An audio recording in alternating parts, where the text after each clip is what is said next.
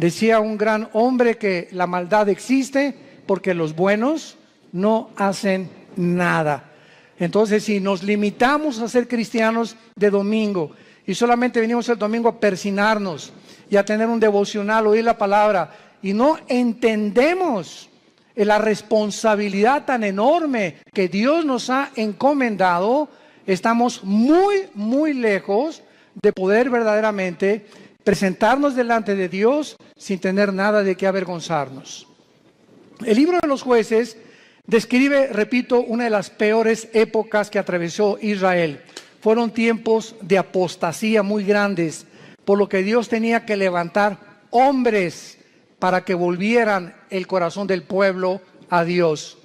Estos jueces o estos líderes que en esta época Dios levantó, eran épocas de emergencia nacional y conducían al pueblo a la guerra, dirigiendo a la nación y ejerciendo las funciones de magistrados, de militares y de civiles al mismo tiempo.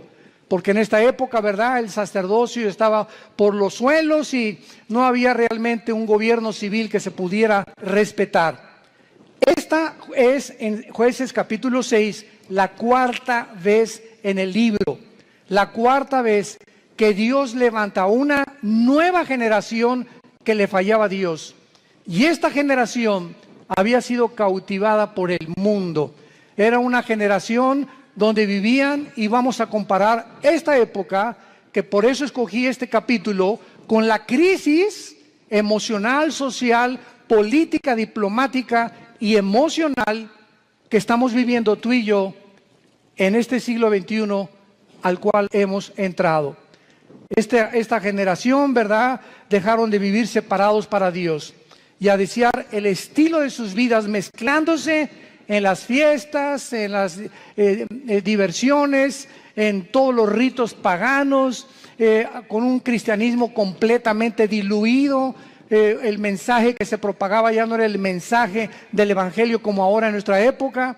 Mi esposo y yo, que hemos estado viajando estos últimos meses, cada vez nos encontramos con todos los cristianos o iglesias a donde vamos, aquí, fuera de México, en Estados Unidos, buscando una iglesia que les dé alimento espiritual, que les dé una sana doctrina, que puedan realmente sentirse edificados con la palabra de Dios, y están buscando por todos lados por la forma tan diluida en la que el evangelio se ha propagado.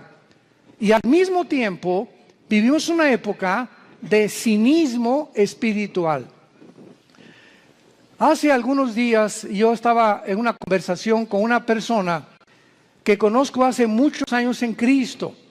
Bueno, este es solamente como un ejemplo de introducción al libro de los Jueces.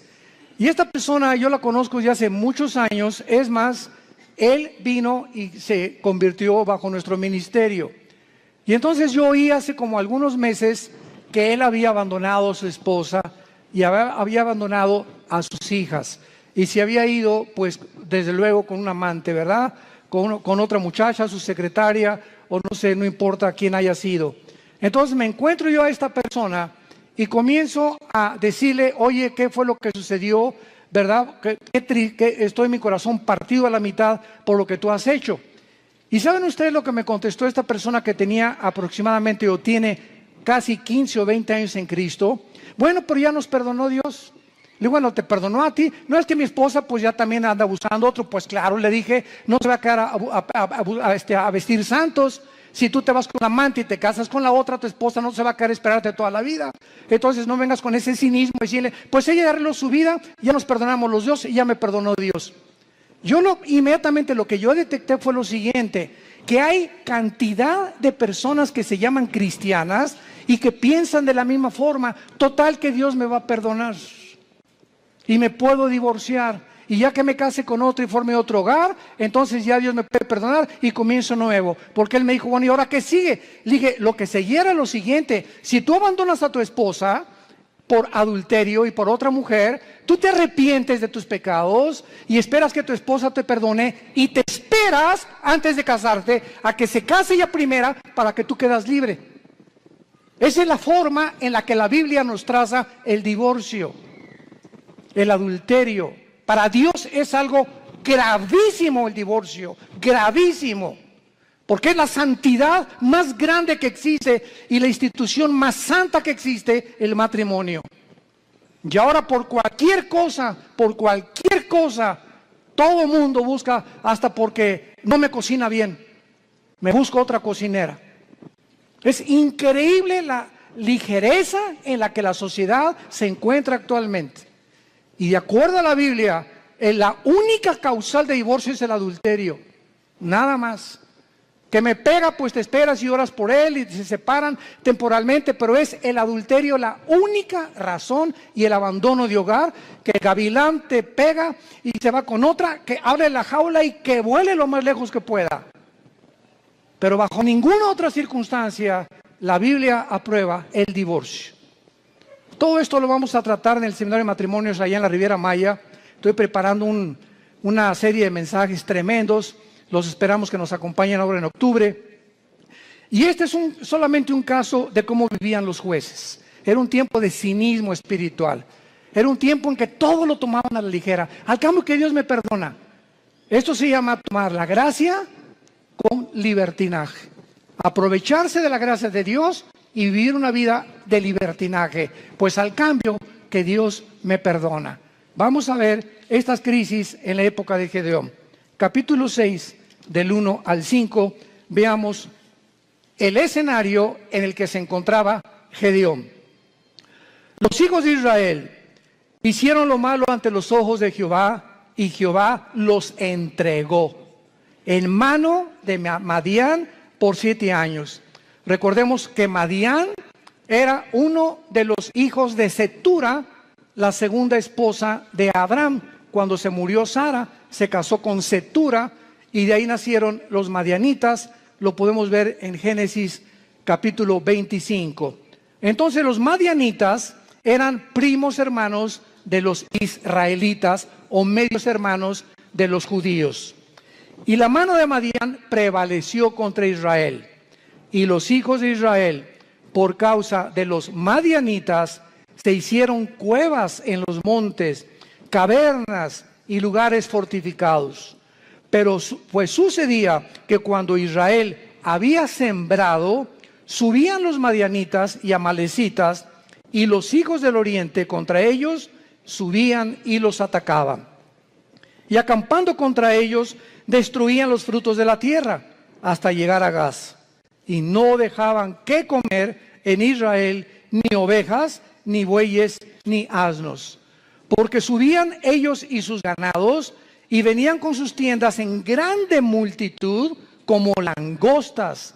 Ellos y sus camellos eran innumerables, así venían a la tierra para devastarla. No cabe duda que podemos nosotros, con esta introducción, poder comparar la época en la que nosotros estamos viviendo y el paralelo tan grande que existía en los tiempos de Gedeón y nuestro tiempo actual. Vemos en estos primeros 5 versículos la primera clase de crisis. Estaban atravesando una crisis social y de mucha violencia. Israel se había abandonado de los caminos de Dios. Dios los entrega en manos a enemigos, porque esta es la forma como Dios trata con todos nosotros. Dice la Biblia que mientras estamos en la luz, 1 Juan capítulo 1, la sangre de Cristo nos limpia de todo pecado. Bajo la luz, el diablo, los demonios no pueden meterse con mi vida, ni con mis hijos menores de edad, porque estoy bajo la protección de Dios. En el momento en que nos movemos y regresamos a la dimensión de las tinieblas, que es donde Satanás tiene acceso, Satanás no tiene acceso a la luz. Dios es luz y no hay tinieblas en él. Entonces las tinieblas están relacionadas con el pecado. El momento en que tú pecas, o ya traes una mujer en tu mente que no es tu esposa, o ya metiste pornografía a tu casa, o ya comenzaste a hacer cosas que son desagradables a los ojos de Dios, sin que tú te des cuenta, si tú mantienes este tipo de vida, comienza el cerebro y las emociones a ser afectadas, y entonces viene lo que se llama el engaño. donde comienzas a engañarte, porque el pecado tiene el poder de engañarnos, y comienzas a convencerte que no estás tan mal. No, esa es una prostituta, esa sí está mal. No, yo no soy con mi compadre si es borracho, parrandero y jugador. Yo por lo menos estoy casado con mi esposa y tengo mis aventuritas, ¿verdad? De vez en cuando, una canita al aire, pero de vez en cuando. Y Dios es un Dios que dice la Biblia, sus párpados nos examinan y nuestros caminos están delante de Él las 24 horas del día. Y cuando viene el engaño, cuando vienes tú a la iglesia a oír la palabra de Dios como los domingos o los estudios entre semana que muchos de ustedes toman o en el ITI, el propósito de Dios al exponernos a su palabra es abrirnos el entendimiento para convencernos de pecado. Siempre que hay un mensaje de la Biblia, hay algo que el Espíritu Santo usa que se llama la convicción de pecado, porque solo Él, ni el pastor, ni tu compadre, ni nadie te va a convencer que estás mal más que la palabra de Dios. Entonces nos exponemos a la palabra de Dios y tú en esta tarde que escuchas tienes esta oportunidad en la que Dios te está hablando. Yo no sé tu vida. Muchos dicen, es que ¿quién le contó mi vida? Nadie me ha contado tu vida, ni te conozco, mosco. Entonces ese es un problema tuyo y con Dios, pero Dios usa la Biblia, y si tú cuando oyes la palabra de Dios no te arrepientes y sales por esa puerta igual que como entraste, viene lo que se llama la dureza del corazón, que se usa con la palabra porosis en el griego, que es cuando un carpintero o una persona que usa instrumentos de martillos y de cinceles está golpeando y golpeando hasta que te salen callos en las manos. Esto es un fenómeno muy interesante. Y cuando te salen callos, lo interesante que el callo no tiene células. Le metes al callo una aguja y no lo sientes. Trátalo y vas a ver cuando te salga un callo, porque es tejido muerto. Y esta palabra se usa en el hebreo y en el griego para describir la dureza del corazón que muchos cristianos comienzan a tener, donde llega el momento que la palabra, como una espada que quiere cortar, ya no corta, porque ya perdiste la sensibilidad al Espíritu Santo. Y entonces, cuando llegas a ese punto donde ya no eres sensible a la palabra de Dios y que no te das cuenta cuán duro está tu corazón, si eres una persona regenerada por el Espíritu Santo y realmente naciste de nuevo, eres un hijo y eres una hija de Dios, Hebreos 12, Dios te va a disciplinar. Y déjame decirte algo, cuando a Dios le queda esa opción de disciplinarnos, su mano es muy, pero muy pesada. Dice en Hebreos 10, horrenda cosa es caer en manos del Dios vivo. Y no les está hablando a los incrédulos, le está hablando a la familia de Dios. Su mano es muy pesada, porque Cristo dijo, es preferible que pierdas tu mano, tu pierna, tu brazo o tus ojos o lo que sea físicamente, a que entres al infierno entero. ¿Cuántas veces las cosas que nos pasan, accidentes, problemas morales en la familia, etcétera, etcétera, tienen el único propósito de hacer que regresemos a la cruz?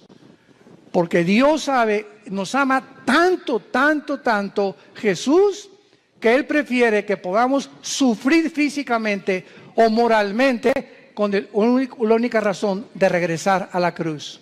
Esta crisis social en que estaban viviendo los madianitas provocó, dice la Biblia, que comenzaron a vivir escondidos en cuevas, escondiendo todo lo que tenían en lugares fortificados, vivían en temor. En segundo lugar, en el versículo 6 dice la Biblia, de este modo empobrecía Israel en gran manera por causa de Madián, y los hijos de Israel clamaron a Jehová. Vemos nosotros que aparte de una crisis social, se encontraban en una crisis emocional y económica. Gedeón se encontraba escondiendo el trigo para que no se lo robaran. Vivían bajo el temor y la inseguridad. Dice el versículo 11, vino el ángel de Jehová, se sentó debajo de la encina que está en Ofra, la cual era de Joás Abiserita, y su hijo Gedeón estaba sacudiendo el trigo en el lagar para esconderlo de los madianitas. Y en tercer lugar, no solamente vivían una crisis social y de violencia, una crisis económica y emocional, sino que la peor de todas era la crisis moral y espiritual en que se encontraban. Versículos 12 y 13. Y el ángel de Jehová se le apareció a Gedeón desde luego y le dijo, Jehová está contigo, varón esforzado y valiente. Y Gedeón le respondió, Señor mío, si Jehová está con nosotros, ¿por qué nos ha sobrevenido todo esto? ¿Por qué le pasó esto a mi hijo? ¿Por qué me chocaron el carro? ¿Por qué me robaron? ¿Por qué estamos en la condición en la que estamos? ¿Por qué estoy pide y pide trabajo y no encuentro por ningún lado? ¿Qué está pasando? Señor, si tú estuvieras conmigo, no estuviera pasando esto que estoy atravesando.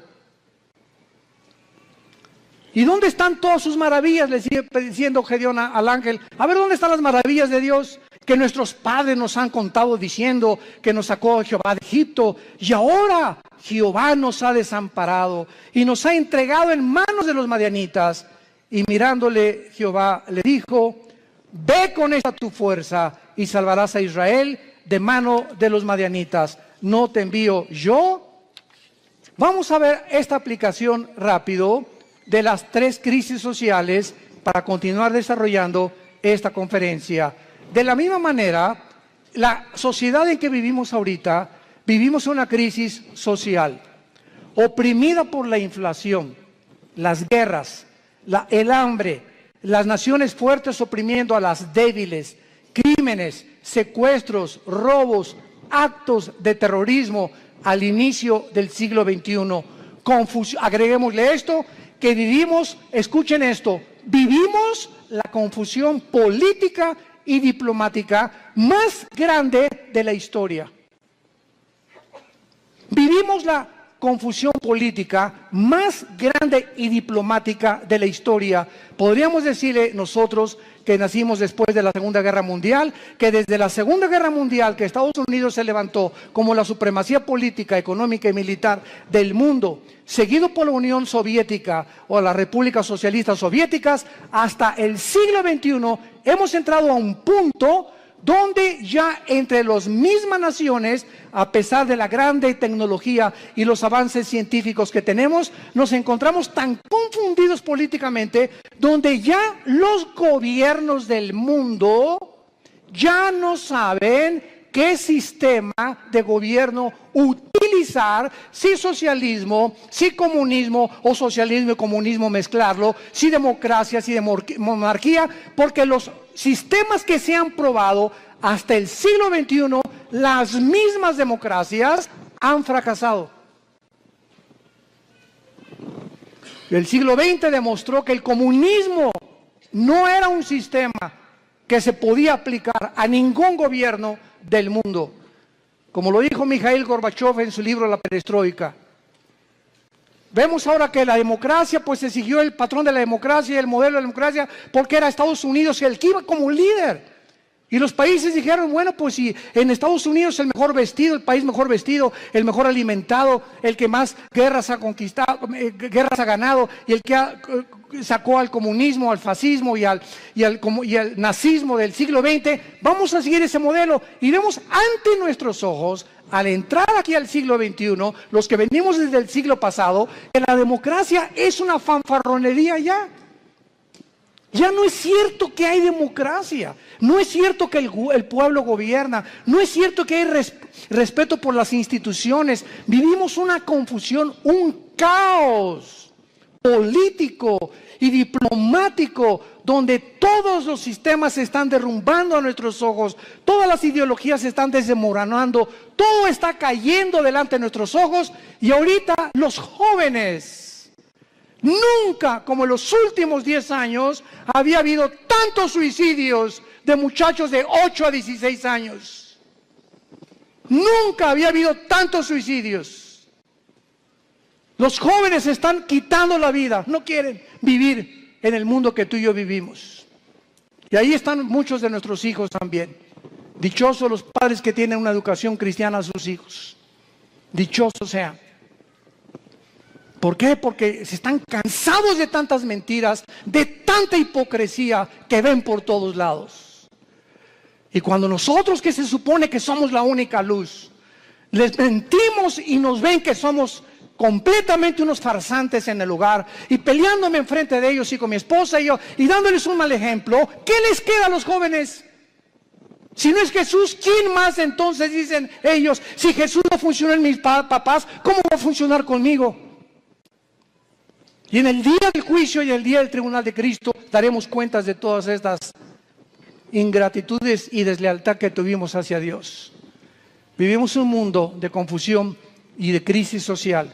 En segundo lugar, vivimos también, como en los tiempos de Gedeón, una crisis emocional y económica. La mayor parte del mundo ahorita está tratando por todos los medios de esconder su dinero. ¿En qué puedo invertir mi dinero? No se imagina la cantidad de correos que nos llegan. Oiga, ¿qué me recomienda, pastor? ¿Comprar euros o en el dólar o en Wall Street o comprar bienes y raíces? Dicen que el dólar va a seguir cayendo, que viene un caos económico en Estados Unidos que va a hundir el peso aún más todavía, etcétera, etcétera. Y todas las cosas que comienzan a bambolearse, como dice en Hebreos 12, voy a sacudir los cimientos del mundo, la economía, la política, los temas, todo va a comenzar a bambolearse. Así vivimos un mundo donde comenzamos a ver que todo es inestable, todo, no hay nada firme, todo está cayéndose a nuestros ojos, la moral por los suelos, como lo vamos a ver también, la política, la economía, la ideología, todo. ¿Qué entonces hacemos los cristianos? Vivimos una época de crisis, ¿quién lo puede negar? ¿Qué vamos a hacer entonces con el dinero? ¿Vamos a estar igual que el mundo, preocupándonos en qué invertir, escondiendo el dinero debajo del colchón de la cama? Es la crisis en la que estamos viviendo, emocional y económica. Y tantos impuestos, vive la gente angustiada, temerosos, llenos de estrés.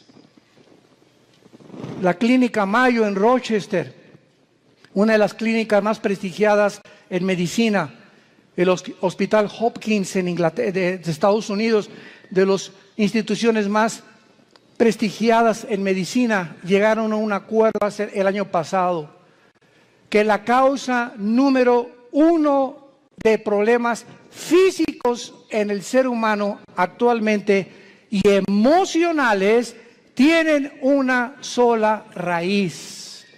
Ya no son ataques al corazón, entonces consecuencias, el problema y el peligro más grande que está asumiendo al mundo ahorita, robándole la salud, se llama el estrés. El estrés. Aún mismo el estrés te hace subir el nivel de tu colesterol y de tus triglicéridos. Así que si tú eres una persona que fuiste al médico y tienes más de 200 de colesterol arriba, o tu glucosa pasa de los 100 puntos, etcétera, etcétera, y tú dices, bueno, voy a entrar a una dieta, y crees que con la dieta se va a mejorar, claro que te va a ayudar, pero si no va acompañado con la paz en tu vida, y tú puedes estar comiendo todos los días lechuga y convertirte en el bunny books, en el conejo. No importa lo que puedas hacer, si tu vida no tiene paz y no tiene equilibrio y no tiene una estabilidad emocional, no importa lo que hagas, porque emocionalmente lo que descompone el organismo es el cerebro y la falta de paz. El estrés es un estado de angustia, de incertidumbre, que estás así, de enojo, de ira, de desconfianza en el mundo, andas como león enjaulado y se te atraviesa en el tráfico y quieres sacar la pistola y le recuerdas a la mamá y hasta a la abuelita le recuerdas cuando se atraviesan en el tráfico. Y llegas a la casa y estás igual. Entonces, tú no vas a llegar a los 40, 50, 60 años de edad como una persona normal. Y vas a comenzar a padecer de enfermedades que tienes una buena dieta, pero te está descomponiendo tu estado emocional. ¿Por qué? Porque no tienes paz. Y hace 2000 años, Jesucristo nos dio la medicina para el estrés. Mateo capítulo 6, versículo 25 en adelante. Por nada estén afanosos. La vida es más que el alimento y el cuerpo más que el vestido. Miren ustedes a las aves de los cielos. Aunque tú en tu cerebro no lo puedas captar, ni lo puedas dimensionar, los pajaritos, cada pajarito de cada campo, de cada bosque en el mundo, cada pajarito depende de mi Padre. Y Dios les puso a los pajaritos un chip para que nunca veas a un pajarito sembrar, para que nunca veas a un pajarito cosechar, y para que jamás vayas a encontrar que ningún pajarito nunca guardan su comida.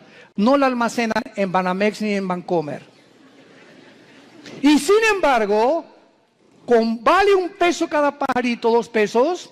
Y si mi Padre los alimenta, ¿cuánto más ustedes, que di mi vida en una cruz, que resucité de los muertos, que cambié la historia, que me aparecía más de 500 personas en los primeros meses y años de mi vida, y que vivo en el corazón de muchos de ustedes? ¿Cómo es posible que hayas llegado a ese punto donde dudes que te voy a dejar? Ahora que estábamos mi esposa y yo en Acapulco, no estábamos ni en la playa. Siempre que, igual cuando vamos a la Riviera Maya, ¿verdad? Lo que menos, ni a la alberca nos da tiempo de meternos, porque vamos a ministrar a la gente. Y estamos en Acapulco y tuvimos el desayuno, 600 personas. Fue una vez, como no se imagina qué bendición fue. Nuestra iglesia en Acapulco está creciendo tremendamente. Bueno, en la consejería llegó una muchacha este fin de semana pasado y nos dice a mi esposa y a mí, de 18 años, ay, pastores, ¿qué te pasa, nena? Pues no tengo trabajo. Nena, ¿tienes papá? Sí. ¿Y mamá? También. ¿Cama para dormir? Sí. ¿Y comida? Sí. Entonces, ¿y eres cristiana? Sí. Entonces, ¿por qué estás en esta condición? Dale gracias a Dios y dile, Padre, gracias por mi papá, tengo cama, tengo alimento, tengo que vestirme, me están pagando la escuela, y te preocupas porque no tienes trabajo, y llegas a un estado de estrés en el que casi te estás desmoronando enfrente de nosotros. Le dije, eres una incrédula. Tú no puedes agradar a Dios de esta manera. El día que tú le des gracias a Dios por lo que tienes y no te fijes en lo que no tienes, Dios te va a dar el trabajo. Fíjense ustedes cómo somos, ¿verdad? ¿Cómo somos nosotros? ¿Cuántos refugiados salen ahorita de Siria? 6 millones. Velos en los periódicos, velos en los videos, con una maleta, con 3 cambios de ropa o 2 a lo mucho, con 3 o 4 chamaquitos detrás de ellos, sin saber qué país les va a abrir la puerta, sin saber si mañana van a dormir en la tierra, en un camión, si los van a matar. Y nos estamos quejando nosotros. Nos estamos quejando nosotros. ¿Será posible que seamos tan malagradecidos? Y siempre viendo lo malo, siempre no tengo esto y no tengo aquello, pero tienes vida y vives en un país libre, tienes padres, tienes una casa, tienes un petate donde echarte, tienes guaraches.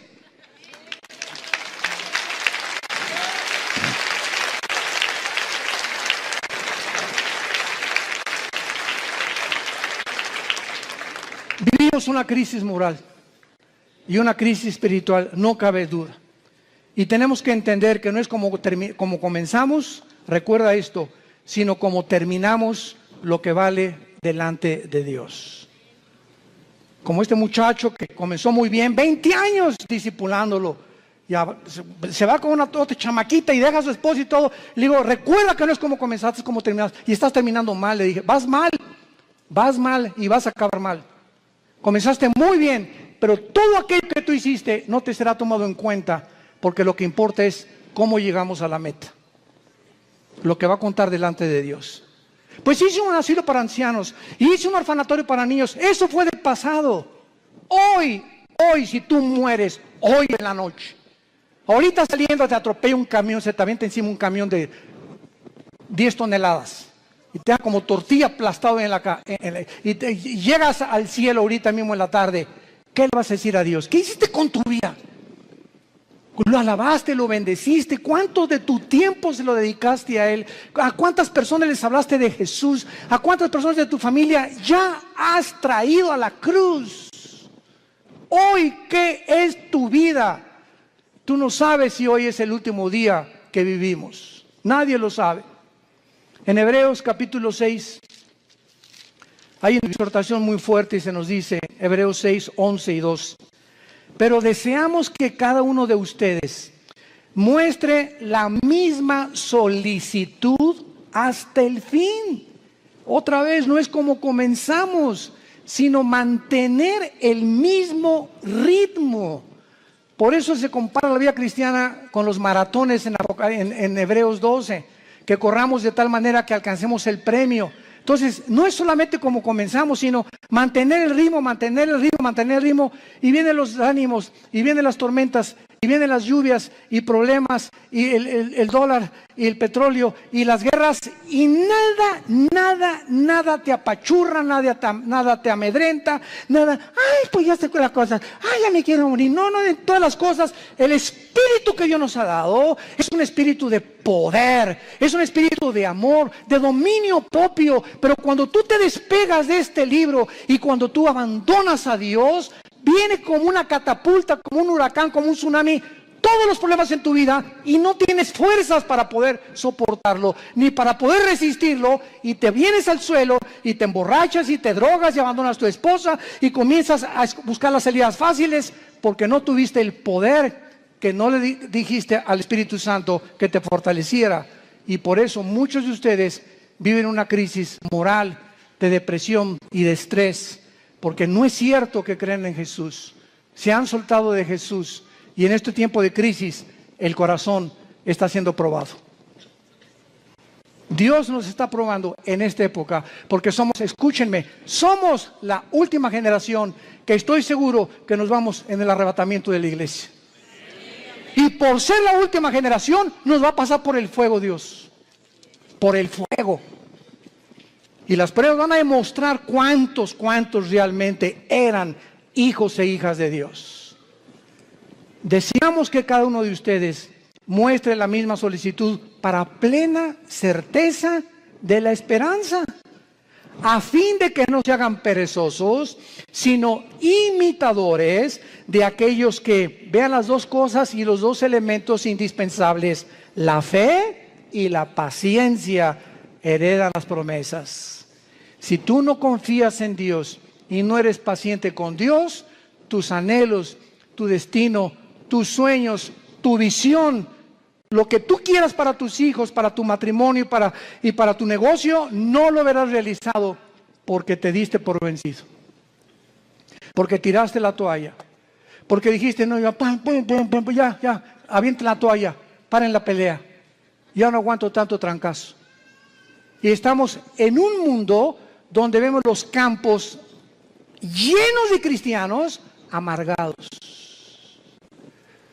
Llenos así, si pudiéramos hacer una visión espiritual, así, llenos los campos de cristianos quejumbrosos, amargados, estresados, llenos de rencor, nunca aprendieron a perdonar, nunca se sobrepusieron, nunca pudieron descubrir el poder de la resurrección de Jesucristo en sus vidas, y así te van a enterrar y va a poner un letrero ahí en tu tumba que diga, este fulano nació en las tinieblas, vivió en las tinieblas y regresó a las tinieblas. Nunca vio la luz, no la quiso ver. Y en Hebreos 10, otra exhortación con las mismas características. Hebreos 10, 35 en adelante. No perdáis pues vuestra confianza, que tiene grande galardón, porque les es necesaria la paciencia, para que habiendo hecho la voluntad de Dios, obtengáis la promesa. Pero aún un poquito, y el que ha de venir vendrá y no tardará, mas el justo vivirá por fe. Y si retrocediere, no agradará a mi alma. Pero nosotros no somos de los que retroceden para perdición, sino de los que tienen fe para preservación del alma. El que tiene al Espíritu de Cristo, porque recibirán poder cuando el Espíritu venga sobre vosotros. El que realmente ha nacido de nuevo, el que ha sido regenerado en su naturaleza y se le ha impartido la naturaleza divina dentro de su alma, esa persona puede caer y puede decir con Pablo, estamos en problemas, pero no desesperados. Estamos con muchas adversidades, pero no angustiados.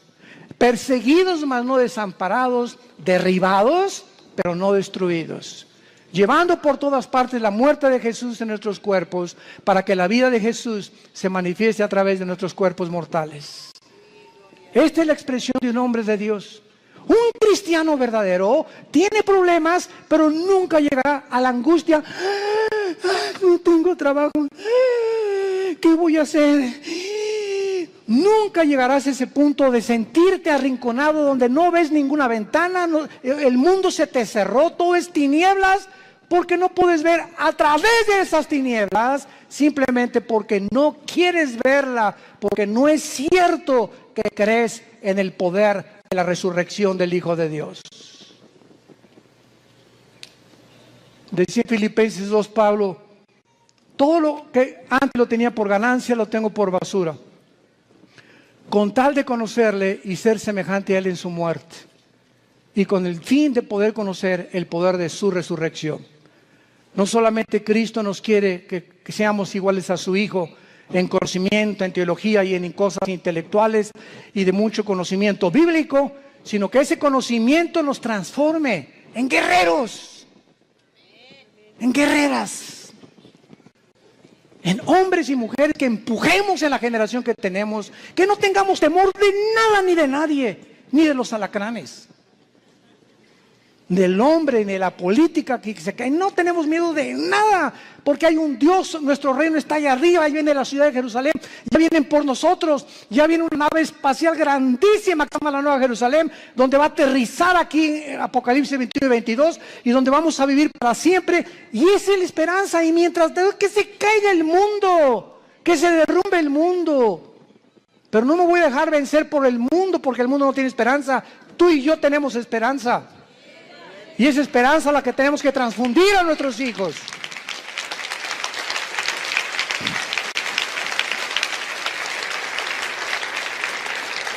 No caigamos en lo que al principio Gedeón estaba cayendo. Si Dios existe, ¿por qué me está sucediendo esto? ¿Por qué Dios no me sale de mis problemas? ¿Por qué me permitió Dios que me casara con esta persona? ¿Por qué Dios me ha abandonado? Cuando entramos en ese punto de depresión, es tan difícil que podamos nosotros salir de él. En el versículo 14 de Jueces 6 de nuestro pasaje, vemos que Dios habla en tiempos de crisis. Y mirándolo Jehová le dijo, ve con esta tu fuerza y salvarás a Israel de mano de los madianitas. ¿No te envío yo? Ante todos estos cuestionamientos de inseguridad, ese es el problema. Que estamos viendo alrededor lo que el mundo, las noticias y cómo el mundo se está desmoronando ante nuestros ojos, pero no vemos el poder que tenemos dentro del Espíritu Santo. ¿Por qué creen que Dios nos dio el Espíritu Santo? Dice, les daré poder, porque no lo tenemos. Y es un espíritu de poder, es un espíritu que nos va a hacer sobreponernos a todo lo que atravesemos. Aunque pasemos por el fuego no nos quemará, por el agua no nos ahogaremos. Y aunque un ejército nos rodea a nuestro alrededor, Jehová es mi luz, mi salvación y mi esperanza. No temeré de nada ni de nadie, Él es mi pastor, nada me faltará. Aunque ande en valle de muerte, no tendré miedo de nada ni de nadie. Y todo este espíritu y toda esta capacidad que tenemos dentro es precisamente para vencer al mundo. Y dice 1 Juan capítulo 5, todo el que es nacido de Dios vence al mundo. Y esta es la fe que ha vencido al mundo, nuestra fe.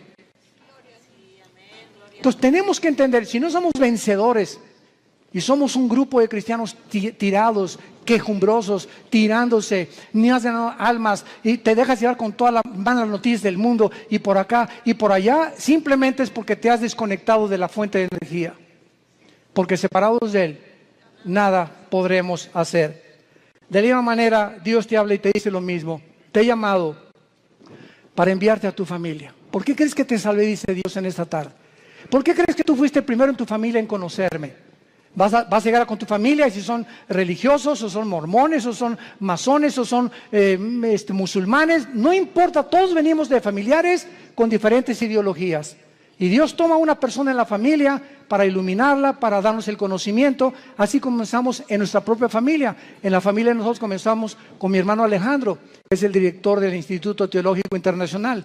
2 años después me convertí yo, después mi hermana, mi mamá, mi abuela, que fue presidenta de la Acción Católica 35 años, la viejita se convierte a los 82 años. Que fue la que murió a los 93 años, Dios la tenga en su presencia. Pero toda la familia de repente, ¿verdad? Con el testimonio, con todos ahorita, todos los nuestros, ¿verdad? Desde luego, ya primos tenemos que no, pero lo que somos hermanos y todos de nosotros, todos somos cristianos y todos servimos a Dios. Fue una bendición enorme, una gracia que Dios nos dio. ¿Pero por qué, verdad? Porque esa es la misión de Dios, salvar familias. Tú y tu casa, yo y mi casa serviremos a Jehová, dijo Josué antes de morir. Y si ustedes creen que no vale la pena servir a Dios, sirvan a los ídolos. Pero yo y mi casa serviremos a Jehová. Y finalmente,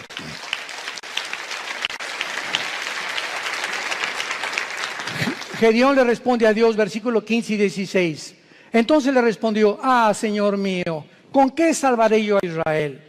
He aquí que mi familia es pobre en Manasés, y yo el menor en la casa de mi padre. Jehová le dijo: ciertamente yo estaré contigo, y derrotarás a los madianitas como a un solo hombre. ¿Has tú también argumentado igual con Dios? Señor, pero ¿cómo salvaré a mi familia? ¿Cómo les puedo testificar si soy débil? ¿Cómo me pones a mí de maestro de escuela dominical si con trabajo sé enseñar? ¿Cómo me quieres mandar a mí de misionero si tengo miedo de los afganistanes y ahí en Venezuela? ¿Cómo me mandas a mí de estas cosas? Y siempre estamos viéndonos nuestras capacidades. Siempre estamos viendo lo que nosotros podemos o no podemos hacer. ¿Cómo no me van a mí escuchar si en mi clase les hablo? Soy tartamudo, Señor. No veas tu tartamudez, no veas tus discapacidades, no veas tus debilidades, velo a Él. Eso fue lo que Moisés le dijo también. ¿Cómo me mandas a Faraón? Y le dijo Dios: ¿qué no hice yo el oído, no hice yo la boca? No tengas miedo, vas en mi nombre y yo te daré el poder y la capacidad que ni siquiera conocías, porque cosas que están ocultas y que no han consumido el corazón del hombre y que el hombre no ha conocido son las que Dios tiene escondidas y guardadas para los que le aman y creen en Él. Ve, sé valiente, ve con tu familia, sé valiente con tus amigos, sé valiente en tu trabajo, háblales del Señor, háblales de Cristo. Tú no te imaginas, cuando acabes de hablar, te vas a preguntar: ¿fui yo? Así es, comenzamos a desconocernos. Yo antes de subir un púlpito, ¿verdad? Estuve 3 años de misionero, primero en la sierra. Ahí comencé yo de misionero, lo comentaba ahorita en la mañana al pastor César. Durmiendo en pisos de adobe entre Oaxaca y Guerrero, en la Costa Chica, en la Costa Grande, del 77. Este año, con la gracia de Dios, cumplo 40 años de servir a Dios. Este año. Gracias a Dios. Pero comenzamos. Dormíamos en ladrillos, envueltos en periódicos. Me dio malaria, me dio tifoidea 2 veces, temperaturas de 40 grados. Si no había un doctor por ahí, yo no estaría vivo ahorita. Y en esos 3 años yo entiendo ahora qué es la forma en la que Dios me quería forjar para que ya entrara yo al ministerio en el 79 con el grupo de Luis Palao. Ya en el 81 formamos Vida Nueva para México, ya comenzamos las iglesias en los 80s, pero ha sido unas etapas y un proceso de quebrantamientos, de humillaciones, de pobrezas. No teníamos ni para comer, comíamos lo que arrancábamos de los árboles, lo que yo pescaba ahí en Acapulco. Era una crisis tremenda y todo ese tiempo fue un tiempo de prueba, de quebrantamiento delante de Dios. Pero sabe una cosa, cuando uno pasa eso, uno pierde el miedo, el temor a ser pobre. Porque si ya pasaste por eso, ¿verdad? Hay aquellos de los pirruration.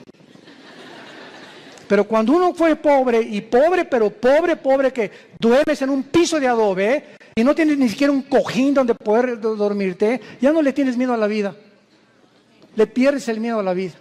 Porque sabes que sobre cualquier cosa lo peor que te pueda pasar es eso. Y más de allá, la muerte. Y para nosotros es ganancia. Y finalmente, Gedeón, una vez que él comienza a adquirir conciencia de que no es él y que es Dios el que le ha llamado, vemos nosotros que Gedeón en el versículo 18, lo primero que hace es, le dice al ángel de Jehová, que era Cristo desde luego, ven a mi casa y te voy a poner ofrenda. Y él respondió, esperaré que vuelvas. Entrando Gedeón preparó un cabrito y panes, etcétera, etcétera. Entonces el ángel de Dios, ya que tenía toda la ofrenda, le dijo, toma la carne y los panes sin levadura, ponlo sobre esta peña y vierte el caldo. Y él lo hizo así. Y extendiendo el ángel de Jehová el báculo que tenía en su mano, tocó con la punta la carne y los panes sin levadura, y subió fuego de la peña, el cual consumió la carne y los panes sin levadura. Vemos nosotros que lo primero que hizo Gedeón fue inmediatamente, después de recibir las noticias, buscar una ofrenda a Dios. Lo primero que un hombre y una mujer cambian cuando comienzan a conocer a ese Dios todopoderoso es que no existe, ni he conocido yo a ningún cristiano grande y poderoso y maduro en el Señor que no sea generoso. Porque es la avaricia y la envidia y la codicia de los bienes materiales lo que nos impide a muchas personas recibir las bendiciones de Dios. Gedeón buscó una ofrenda inmediatamente. ¿Qué le podemos nosotros ofrecer ahora a Dios? Romanos 12:1. Número 1, nuestro cuerpo. Síganme con mucho cuidado. Presentar vuestros cuerpos en sacrificio vivo. Romanos 12:1. Santo, agradable a Dios, que es vuestro culto racional. En el original griego dice, es la manera más racional para vivir.